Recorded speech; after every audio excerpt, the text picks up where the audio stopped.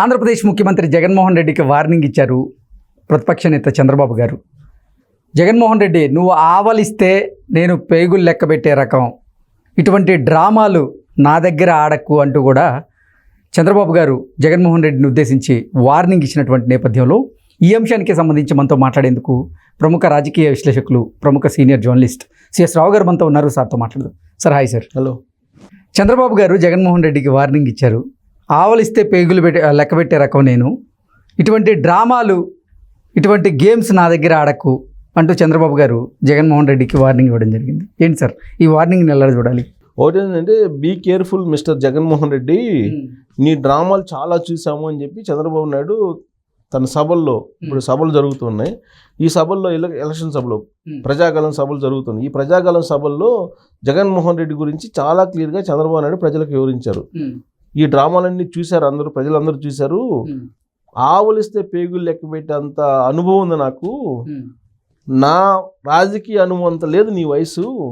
ఇలాంటి డ్రామాలతోటి రాష్ట్రాన్ని భ్రష్టు పట్టిద్దాం అనుకున్నావా? కుదరదు. ఒకసారి నడిచినాయి, 2019లో నడిచినాయి, కానీ ఇప్పుడు నడవనేమో. చాలా కేర్ఫుల్గా ఉండు జగన్మోహన్ రెడ్డి, ఇది రాజకీయంగా చెయ్యని చెప్పి ఒక హితవు పలికాడు చంద్రబాబు నాయుడు. ఎందుకు ఆ విధంగా చెప్పాల్సి వచ్చింది అని అంటే, జగన్మోహన్ రెడ్డి మైండ్ గేమ్ ఆడుతున్నాడు ఫస్ట్ నుంచి.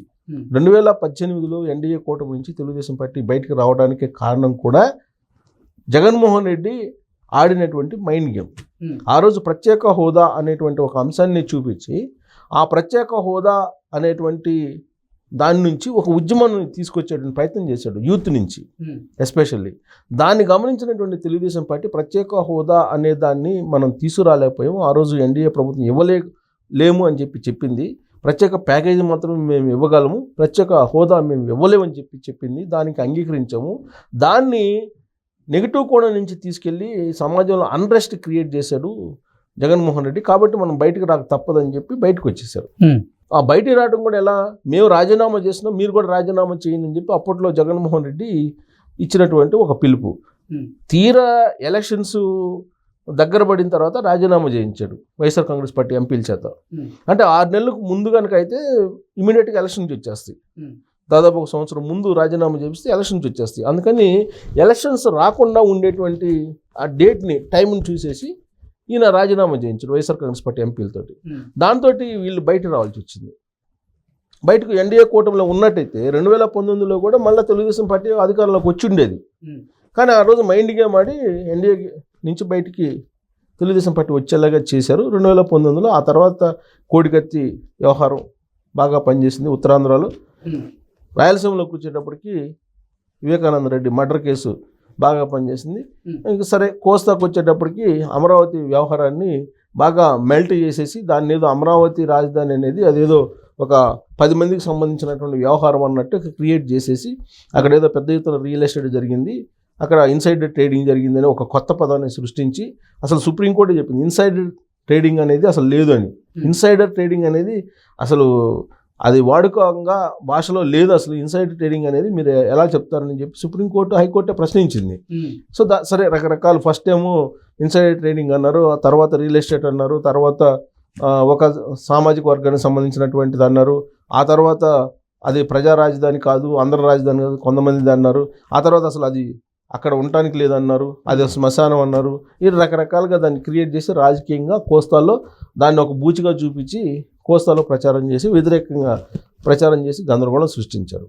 సో కోడికత్తి ఏమో ఉత్తరాంధ్రలో పనిచేసింది, సానుభూతి. కోస్తాలోనేమో రాజధాని వ్యవహారం ఏదో గందరగోళం చేశాడు చంద్రబాబు నాయుడు, మొత్తాన్ని ప్రజాధనాన్ని దుర్వినియోగం చేశాడు అన్నట్టుగా ప్రచారం చేశారు అప్పట్లో. ఆయన ఎస్ఎఫ్టీకి 4,000 చేయాల్సింది 30,000 వేసాడు రాజధానికి సంబంధించి. ఇలా రకరకాలుగా సొంత మీడియాలో బాగా ప్రచారం చేశారు. దాన్ని ప్రజలు నమ్మారు. వంగి దండాలు పెట్టి అన్యాయం అయిపోతారు మీరు జగన్మోహన్ రెడ్డి మాటలు నమ్మొద్దని చెప్పి చంద్రబాబు నాయుడు చెప్పినా కానీ వినలా. జగన్మోహన్ రెడ్డి ఏదో అద్భుతాలు క్రియేట్ చేశాడని చెప్పేసి పొలోమని ఓట్లు వేసేశారు.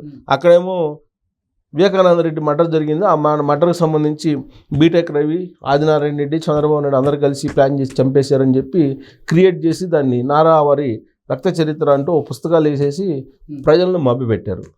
అక్కడ ప్రజలు నమ్మారు, నమ్మి ఓట్లేశారు. సో మునుపెన్నడూ లేని విధంగా ఆయనకి 151 మంది ఎమ్మెల్యేలు రావడం జరిగింది.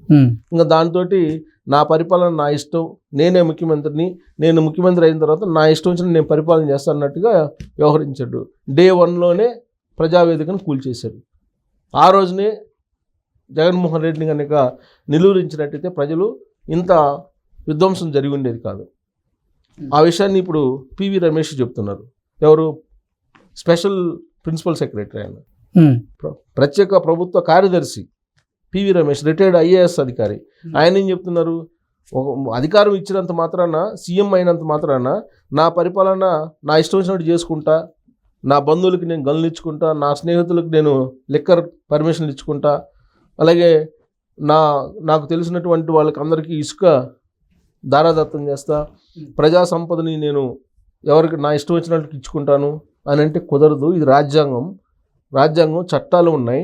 ఈ చట్టాలని చట్ట ప్రకారం పరిపాలన సాగించాలి, రాజ్యాంగం ప్రకారం పరిపాలన సాగించాలి. ఒకసారి ముఖ్యమంత్రి అయిన తర్వాత తాను ఇష్టం వచ్చినట్టు చేసుకుంటానంటే కుదరదు. ఇది బందిపోటు రాజ్యం లాగా అయిందని చెప్పి ఒక పెద్ద పదాన్ని ఉపయోగించాడు PV Ramesh. Doctor PV Ramesh, ఆయన ఎంబీబీఎస్. ఆయన చాలా సౌమ్యుడు, మంచి ఆఫీసరు. ఆయన మొత్తం ట్రాక్ రికార్డ్ చూస్తే ఎక్కడ కూడా ఆయన మీద ఆరోపణలు అనేది పెద్దగా ఉండవు.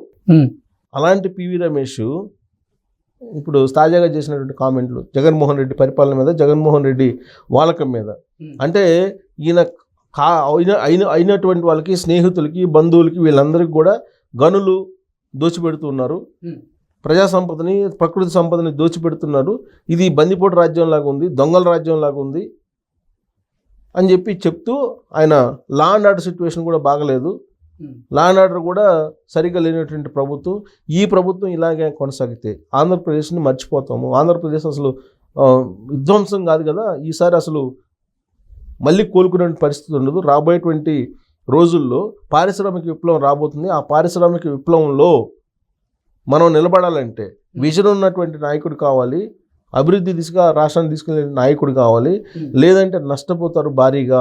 500 ఏళ్లకు సరిపడా ఈ పునాది పడాలి ఈ ఎన్నికల్లో, కాబట్టి ఆలోచించి మీరు ఓటేయండి అని చెప్పి పిలుపునిచ్చారు. ఇప్పుడు కనుక పొరపాటు చేస్తే 500 ఏళ్ళు వెనకబడతాము అని చెప్పి ఆయన ఒక అభిప్రాయాన్ని వ్యక్తం చేసి మీరు ఆలోచించండి అని చెప్పి చెప్పాడు.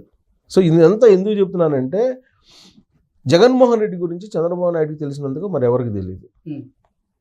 అందుకే చంద్రబాబు నాయుడు ముందు నుంచి అలర్ట్ చేస్తున్నారు ప్రజల్ని, ఆంధ్రప్రదేశ్ ప్రజల్ని ముందు నుంచి అలర్ట్ చేస్తున్నారు. ముందు నుంచి అలర్ట్ చేస్తూ మీరు నమ్మద్దు జగన్మోహన్ రెడ్డి ఆలోచన డిఫరెంట్గా ఉంటుంది, అతను పరిపాలనకు పనికిరాడు అని చెప్పి అనేక సందర్భాల్లో చంద్రబాబు నాయుడు చెప్పడం జరిగింది.